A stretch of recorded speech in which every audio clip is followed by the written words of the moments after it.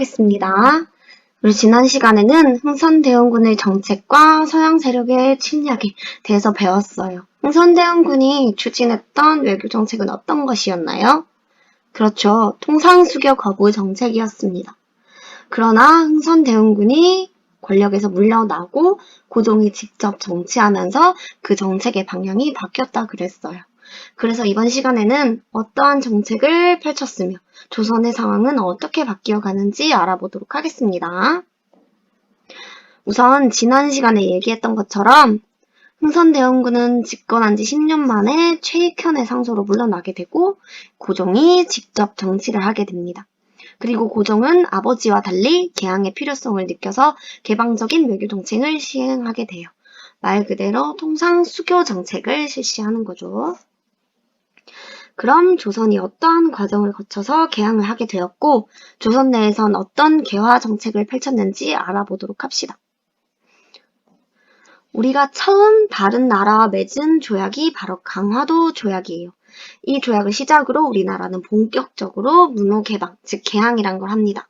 여기서 얘기하는 조약은 이전의 전통적인 그런 화약과는 다른 거예요. 자, 그러면 일단 이 강화도 조약을 맺게 된 직접적인 계기가 무엇인지 살펴보도록 할게요. 바로 여기에 나왔던 1875년 발생했던 바로 운요호 사건이라는 겁니다. 운요호 사건은 일본 군함인 운요호가 강화도에 침입해서 조선군과 일본군이 충돌한 사건을 의미한다고 해요. 자, 그러면 이 운요 사건을 왜 일본이 일으키게 되었는지 조금 더 얘기를 해볼게요. 일본도 근대화 대열에 합류하면서 해외로 세력을 넓히고자 했습니다. 그리고 그 첫 번째 목표가 바로 조선이 되었던 거죠. 그래서 새롭게 조선과 근대적인 관계를 맺자고 제안을 했어요. 그런데 조선은 이미 일본과 조선 사이엔 전통적인 외교 질서가 꾸준히 있었으니 새롭게 관계를 맺을 필요가 없다고 주장합니다. 이렇게 협상이 일본의 뜻대로 되지 않자 무력으로 문을 열게 하기 위해서 이 운요호라는 군함을 보내게 됩니다. 그래서 처음에 부산 앞바다에서 거슬러 올라와서 강화도 쪽으로 이제 접근을 해오는데 처음 조선 해안에 나타났을 때는 그 조선 연안을 침략해야 한다는 핑계로 접근을 하게 됩니다. 이때 일본군은 초지진을 공격하고 인천에 속했던 이 영종도로 올라가서 사람들을 약탈하고 관청을 불태우는 것과 같은 엄청난 만행을 저지르게 돼요. 운요호가 이렇게 먼저 조선 바다에 침입을 했으나 오히려 일본은 피해 배상을 주장하면서 조선에게 통상을 요구하게 됩니다. 그래서 이 운요호 사건을 구실로 조선의 무력으로 압박해서 이 강화도 조약을 체결하게 된 것이죠. 그래서 1876년 바로 그 조일수호 조교가 체결됩니다. 일명 강화도 조약이죠. 자, 그러면 이 강화도 조약의 내용을 구체적으로 살펴볼게요. 자, 보면 첫 번째, 바로 제1조에 조선을 자주국으로 규정한다고 되어 있습니다.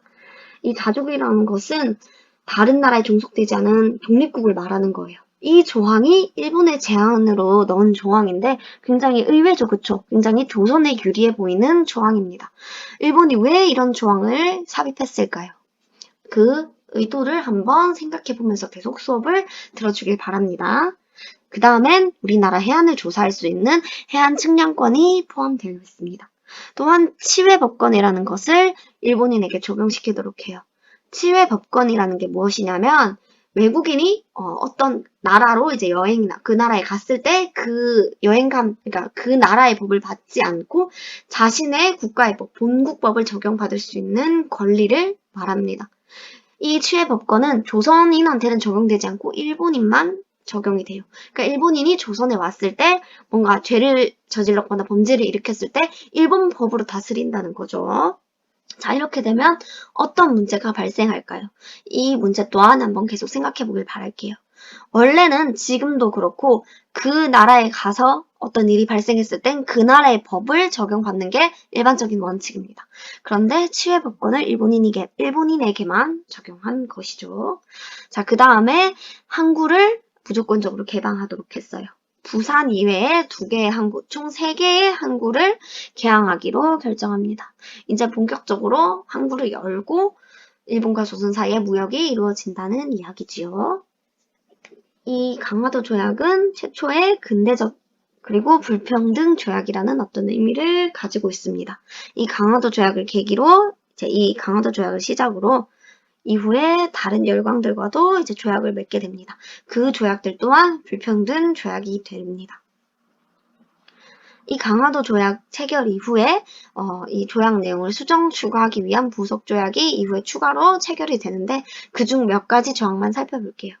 먼저 1876년 8월 24일에 맺어진 조일수교 조규 부록의 제7관에 대한 내용입니다. 이 내용을 한번 읽어보면 일본국 국민은 본국에서 사용되는 화폐로 조선국 국민이 보유하고 있는 물자와 마음대로 교환할 수 있다. 즉 일본 화폐를 사용할 수 있다는 거지요. 항구 근처, 즉 개항장에서는 일본 화폐가 통용이 될 수 있다는 말입니다. 이렇게 되면 기존의 조선의 화폐 체계가 붕괴될 위험뿐만 아니라 소상인들이 엄청난 피해를 입겠죠. 아무래도 일본 상인에게 굉장히 유리한 상황이 만들어질 겁니다. 그 다음은 역시 같은 해에 같은 때에 맺어진 조일 무역 규칙에 대한 내용 2가지를 살펴볼게요.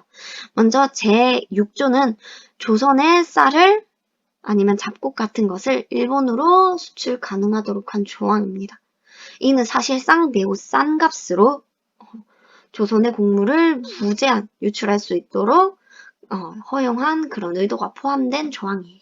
다음 제7조도 한번 살펴보면 이 조항은 항세를 납부하지 않는다고 하네요. 즉 일본 무역 선박에 대해서는 관세를 부과하지 않는다고 합니다. 이뿐만이 아니라 아예 일본 물품에 대해서는 관세가 없다. 아예 무관세 조항까지 추가적으로 나중에 약속이 돼요. 여러분, 이 관세가 뭘까요? 네, 그쵸. 관세는 국경을 통과할 때 부과되는 세금이에요. 우리나라에서 수입되는 많은 제품들이 관세가 붙어서 오죠. 그래서 해외에서 살 때보다, 해외 직구를 할 때나 면세점에서 살 때보다 훨씬 비싸게 되는 겁니다. 왜 이 관세를 부과할까요? 네, 관세의 목적은 크게 2가지라고 볼 수 있어요. 일단 이것도 세금이에요. 그쵸? 국가 재정을 확보하는데 큰 도움이 됩니다. 또 2번째는 국내 산업을 보호할 목적도 있는 거예요.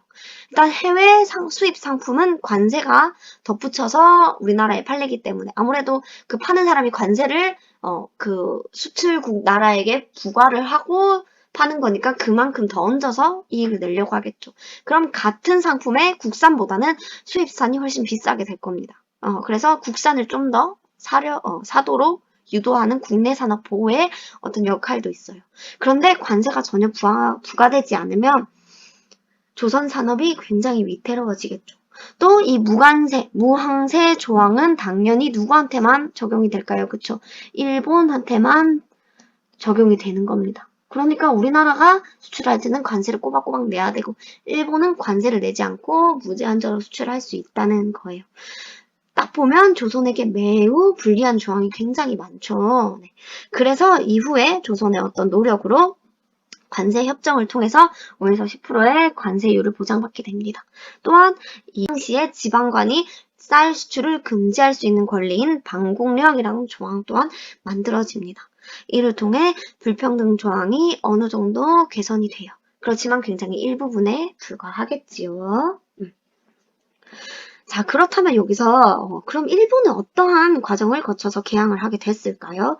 우리가 강화도 조약 체결 약 20년 전으로 돌아가서 일본의 개항 과정을 잠깐 살펴보도록 할게요. 이 일본은 바로 미국에 의해서 먼저 처음 개항이 됩니다. 문호 개방을 미국에게 제일 먼저 해요. 당시 미국 대통령이었던 필머우는 해군 제독인 이 페리 제독에게 아시아 문호 개방을 맡기게 됩니다. 그리고 가장 가까운 일본이 그 목표였고 효과적으로 일본을 어떻게 개항시킬까 그 방법을 고민하다가 이후에는 배를 끌고 태평양을 건너서 일본으로 향하게 되는 거죠. 그래서 1853년 일본 해안가에는 미국 선박 4척이 나타나 굉장히 위협적으로 통상을 요구해요. 일본도 처음엔 굉장히 경계했어요. 위협적으로 느꼈겠죠. 네, 처음 보는 이항선이 갑자기 다가와서 통상을 요구하니까. 그래서 일본도 처음에는 굉장히 경계하고 두려워하며 통상조약 체결을 강경히 거부합니다. 그러나 이제 큰 무력적인 충돌 없이 이후에 미국의 힘을 이제 깨닫고 결국 통상조약을 맺게 돼요.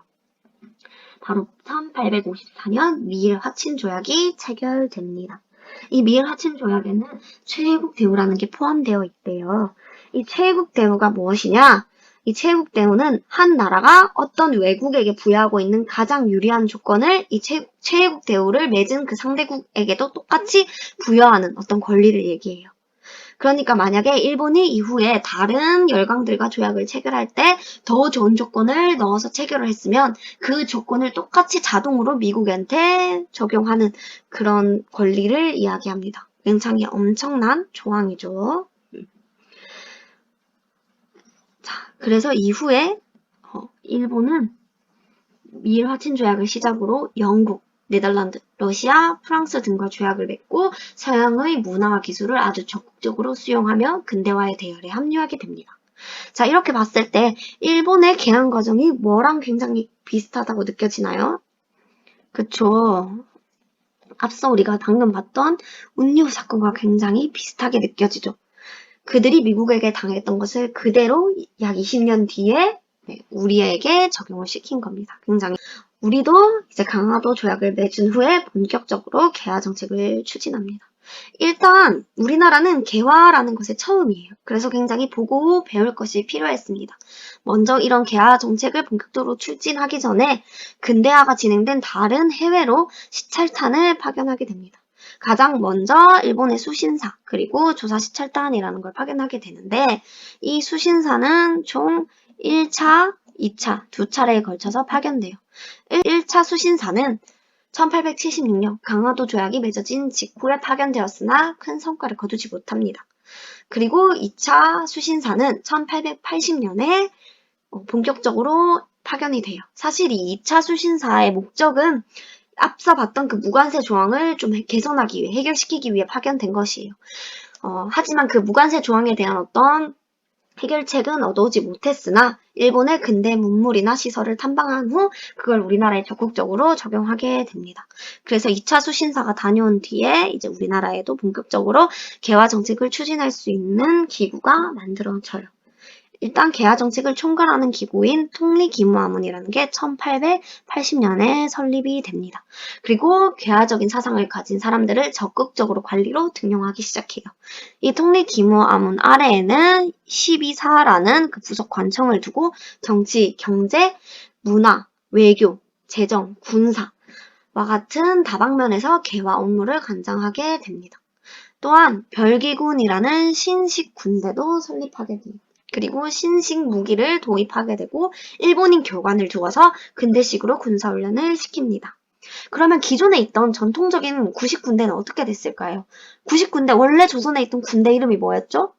그쵸, 오군령이었어요. 이 오군령은 상대적으로 참합 시세가 됩니다.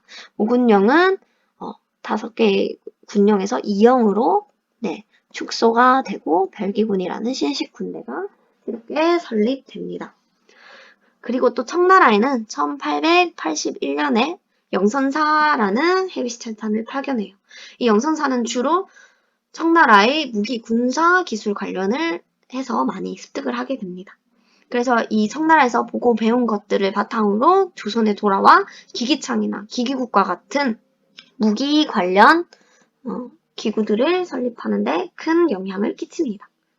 그 다음에 우리나라는 미국과 1883년 조미 수호통상조약을 맺게 됩니다. 이 수호통상조약의 담례로 파견된 것이 바로 보빙사입니다. 그래서 보빙사가 미국의 사절단으로 파견돼서 미국의 여러 근대화된 모습을 탐방하고 돌아오게 됩니다. 지금까지 우리가 강화도 조약의 체결 과정과 이후 추진된 개화 정책을 한번 살펴봤어요. 이 우리나라 최초의 근대적 조약인 강화도 조약의 각 조항들을 좀 더 깊이 한번 탐구해 볼게요. 앞서 선생님이 생각해 보라고 했던 두 가지 부분을 기억하고 있겠죠. 그 부분에 염두에 두면서 본격적으로 풀어보도록 할게요. 학습지에 보면은 강화도 조약의 여러 조항 중 4개의 조항을 실어 놓았습니다. 이 조항 4가지를 읽고 3가지 질문에 여러분들이 답을 달아보면 되는데 선생님이 총 2분의 시간을 주도록 할게요. 반드시 먼저 조항을 읽고 질문에 답을 쓴 뒤에 수업을 이어서 듣길 바랍니다.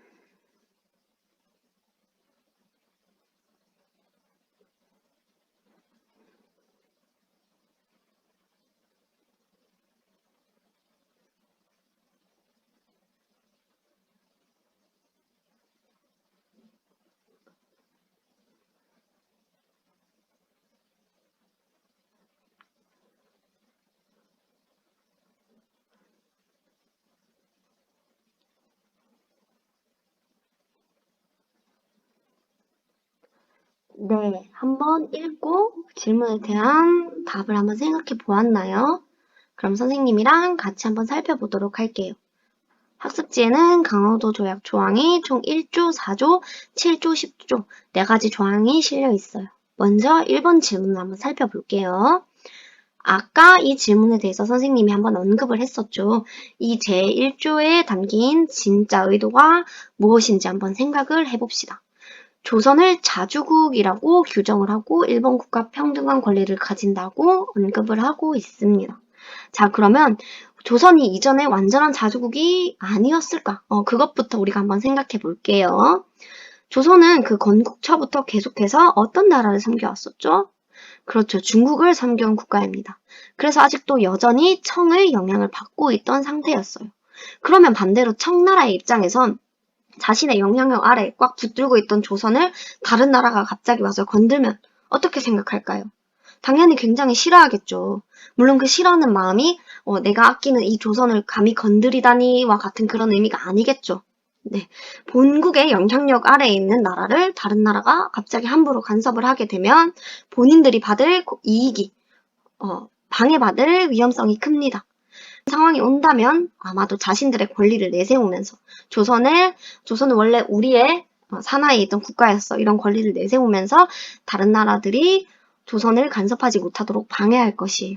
일본은 이러한 청의 방해를 예상하고 조선에 대한 이런 청의 간섭을 배제하여 청과 조선의 관계를 완전히 분리시키기 위해서 일단 이 자주국이라는 표현을 써서 조선을 분리시킵니다. 그리고 이후에 일본이 편하게 조선을 약탈하고 침탈하려는 그런 목적이 담겨있는 사실은 굉장히 이기적인 그런 조항이라고 볼 수 있어요. 이 첫 번째 조항부터 굉장히 일본 위주로 흘러가는 게 보이죠. 다음에 제7조와 10조를 보기 전에 이 제4조도 한번 보고 넘어갈게요. 4조를 보면 일본의 요구대로 3개의 항구를 무조건 개항해야 한다고 합니다. 부산 이외의 추가로 2곳의 항구를 더 개항할 것이다 라고 일본이 이제 지정을 해주고 그 항구를 통해서 무역이 이루어질 예정이라고 이제 지정을 하고 있어요. 이후에 이 2곳의 항구는 원산과 인천으로 지정이 됩니다. 네, 그 다음에 질문 두 번째 걸 볼게요. 제7조와 제10조는 어떤 권리를 의미하는지 교과서에서 찾아보자고 하였어요. 각각 어떤 권리를 의미하나요? 네, 그렇죠. 제7조는 자유로이 해양을 측량하는 권리, 즉 해안 측량권을 의미하고 제10조도 한번 읽어보면 어때요? 일본국 국민이 조선국 항구에서 죄를 범한 것이 조선국 국민에게 관계된 사건일 텐데 모두 누가 심판한다? 일본국 관원이 심판을 한다라고 합니다. 결국 어떤 나라의 법을 적용받겠다. 조선 내에 있어도 일본법을 일본인한테 적용하겠다라는 조항입니다. 이거는 뭐와 관련된 건가요? 그렇죠. 바로 치해법권과 관련된 겁니다. 아까도 얘기했듯이 이런 해안 측량권, 그리고 지정된 항구를 개항하는 것, 그리고 치해법권 이 모두 일본에게만 해당되는 권리입니다. 그러니까 조선한테는 조선인은 치해법권이 없는 거예요. 우리나라 해안을 마음껏 측량하도록 할 수 있는 조항도 있고 또 일본인들이 만약에 우리나라에서 죄를 일으키고 막 피해를 주고 범죄를 일으켜도 우리나라 법을 적용하지 못하면 일본인들이 뭔가 더 마음대로 할 수 있는 그런 위험성도 있겠죠. 자, 이렇게 대부분의 조항이 누구에게 유리한 모습이 보여요? 그렇죠. 일본에게 굉장히 유리한 모습을 보입니다. 자, 그럼 질문 3번을 한번 생각해 볼까요? 이러한 조항을 살펴본 결과 알 수 있는 강화도 조약의 성격이 어떤가요? 아까 굉장히 일본에게 유리하다 했습니다. 결국 한쪽에게만 유리한, 그렇죠. 불평등 조약이라고 우리가 볼 수 있죠. 우리가 이 강화도 조약의 불평등성을 영상을 통해서 간단히 정리를 하고 넘어가도록 할게요. 네, 영상처럼 강화도 조약에는 일본의 그런 침탈성이 담겨있는 굉장히 불평등한 조약임을 잘 드러내주고 있습니다. 우리가 이때까지 살펴봤듯이. 자, 그러면 우리가 여기서 생각해 볼 것이 강화도 조약이 정말 부정적인 측면이 확실히 있어요. 그쵸? 그러면 전혀 긍정적인 작용이 없었을까요? 정말 이런 부정적인 면만 존재했던 조약이었는지 그 부분을 한번 생각해 봅시다. 반대로 우리가 개항을 하지 않고 계속 나라의 문을 닫고 있었다면 어떻게 되었을까? 우리의 상황이 더 악화되었을 수도 있고 아니면 반대로 근대화로 나아가는 방법이 이 강화도 조약을 체결하는 방법밖에 없었을까? 조금 더 천천히 가더라도 우리가 우리 자주성을 띠고 좀 더 나라 힘을 키운 뒤에 하는 게 나았을까? 아니면 당시 조선 상황을 봤을 때 너무나 강력한 통상조약 거부 정책을 시행하고 있었기 때문에 그것은 평생 불가능했던 것일까? 이렇게 다양한 부분을 고려해 보면서 강화도 조약의 양면성을 한번 파악해 봅니다. 그리고 물론 긍정적인 측면도 있을 것이고 우리가 부정적인 측면이 있다는 것은 확실히 파악했어요. 그러면 그 두 측면 중에 어떤 측면이 더 클지 한 번 더 생각을 해 보아야 합니다. 그러기 위해선 정말 부정적인 면만 있었을까? 어떤 부분이 그럼 긍정적으로 작용할 수 있었을까? 강화도 조약 이후의 상황을 좀 더 살펴봐야 거기에 대한 생각이 좀 더 쉬울 거예요. 자, 이번 시간에는 개항 과정과 그리고 개항 이후에 정부의 개화 정책에 대해서 배웠어요. 그러나 모든 조선 내의 사람들이 개화 정책을 추구했던 것은 아닙니다. 특히 수많은 양반 유생들은 개항과 개화에 굉장히 반대했어요. 그래서 다음 시간에는 개화를 배척하고 조선의 유교 전통을 지키고자 한 움직임에 대해서 알아보도록 할 겁니다. 네, 그럼 오늘 수업은 여기까지 할게요.